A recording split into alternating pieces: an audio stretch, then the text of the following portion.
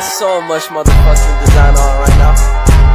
Break it down, bring it back, make it clap. I got 3 old thoughts, new block, where that day. Bitches on my line, and you know they come straight. Hold up, what it not, 45, scope it cash like whoa.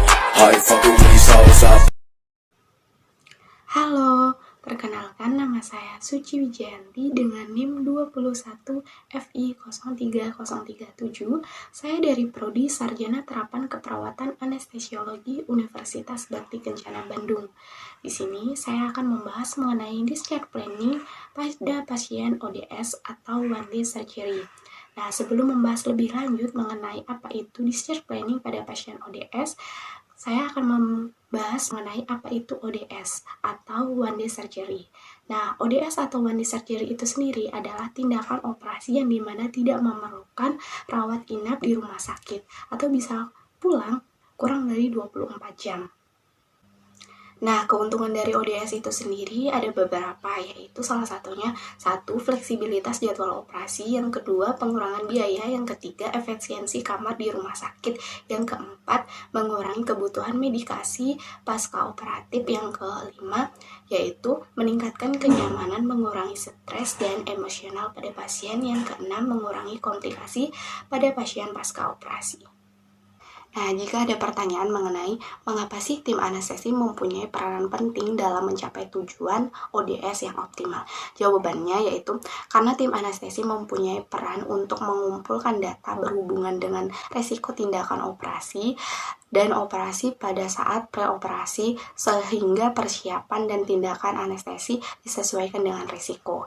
Misalnya nih, memberikan premedikasi untuk meminimalkan komplikasi pasca bedah. Pada intraoperasi juga, tim anestesi juga mempunyai peran penting dalam pemantauan alat-alat dan keadaan umum pasien agar tetap stabil. Nah, pada pasca operasi, tim anestesi ini mempunyai peranan yaitu manajemen nyeri dan pemantauan terhadap komplikasi pasca bedah agar pasien dapat cepat pulih dan dipulangkan dengan aman. Ada beberapa kriteria yang dapat dikerjakan pada tindakan operasi ODS ini. Yang pertama yaitu operasi simple dengan durasi kurang dari 2 jam, yang kedua minimal resiko post-operasi, yang ketiga minimal nyeri post-operasi, yang keempat tidak memerlukan perawatan dan imobilisasi yang lama. Nah, apa saja sih operasi yang termasuk ke dalam operasi ODS ini? Yaitu seperti operasi FAM, MOW, kuret, sirkumsisi, infaksi juga bisa jika tidak ada pendarahan yang banyak, atau juga operasi seperti ini, dan lain sebagainya. Kriteria discharge planning pada pasien ODS yaitu pasien sadar, baik, dan berorientasi terhadap orang, baik waktu dan tempat baik, tanda-tanda vital dan respirasi stabil dan baik.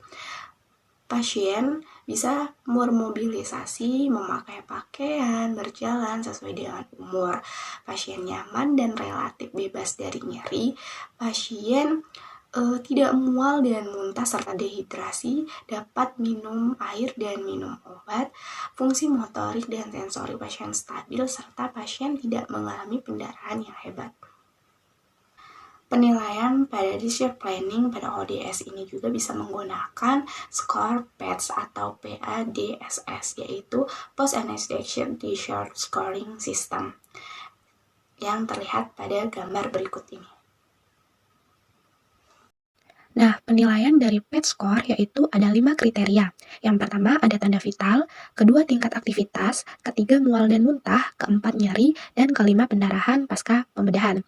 Nah, yang pertama ini tanda vital. Tanda vital harus dalam keadaan stabil dan konsisten. Tekanan darah dan nadi sekitar 20% dari nilai prabedah, skornya adalah 2. Sedangkan jika sekitar 20% sampai 40% dari nilai prabedah, nilainya adalah 1. Dan jika lebih besar dari 40%, nilai dari prabedah adalah skornya 0. Yang kedua, tingkat aktivitas. Pasien harus mampu untuk ambulasi.